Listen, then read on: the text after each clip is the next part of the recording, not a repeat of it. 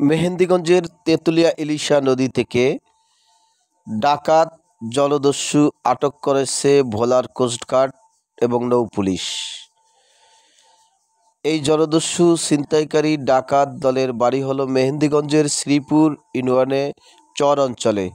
তারা দীর্ঘদিন যাবৎ এই নৌপথে মালগেট থেকে চাঁদা উত্তোলন এবং চুরি ছিনতাই, জেলেদের জাল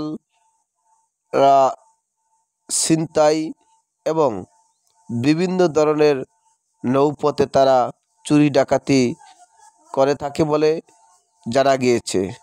গতকালকে রাতে বিশ্বস্ত সূত্রে খবর পেয়ে নৌপুলিশ এবং ভোলার কোস্টগার্ড তাদেরকে একত্রে অভিযান করে তাদের এই মেহেন্দিগঞ্জের বড় জলদস্যু এবং নৌপথের ত্রাস এই শ্রীপুরের এই বাহিনীটিকে আটক করে। এবং এখন ভোলা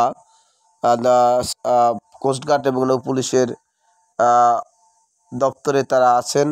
গণমাধ্যমের সাথে ব্রিফ করবেন সেখানের আইনশৃঙ্খলা বাহিনীর কর্মকর্তারা।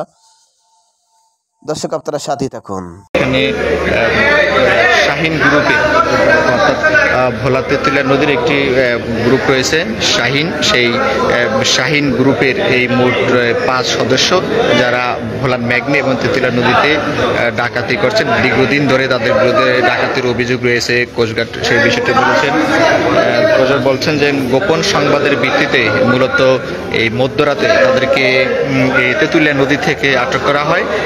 কোস্টগার্ডের যে অভিযান চলেছিল সেই অভিযানের একটি ভিডিও ফুটেজও আমরা ইতিমধ্যে পেয়েছি। আমরা দেখেছি যে কোস্টগার্ডের উপরও তারা আক্রমণের চেষ্টা চালিয়েছিল, হামলার চেষ্টা চালিয়েছিল, সেই বিষয়টি আমরা দেখছি।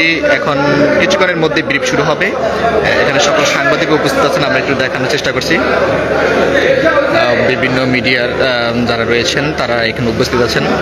কিছুক্ষণের মধ্যে এখান থেকে ব্রিফ শুরু হবে, আমরা সরাসরি সেই ব্রিফও যুক্ত হব।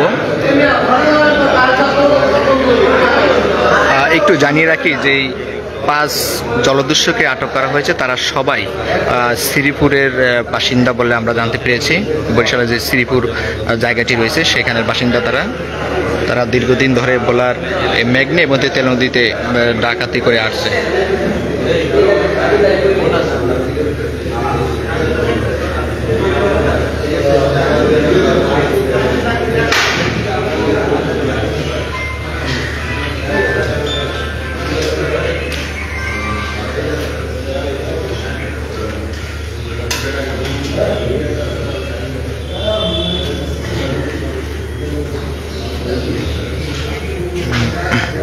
কোস্টগার্ড জানিয়েছে যে দেশের সার্বিক আইন শৃঙ্খলা পরিস্থিতি ঠিক রাখতে এবং উন্নতি করার লক্ষ্যে এবং নৌপথ নিরাপদ রাখার শর্তেই মূলত ভোলার যে মেঘনা তেঁতুলিয়া রয়েছে নদী রয়েছে সেখানে তারা নিয়মিত টহল করছেন এবং টহল কার্যক্রমও তারা বৃদ্ধি করেছেন যাতে করে কোনো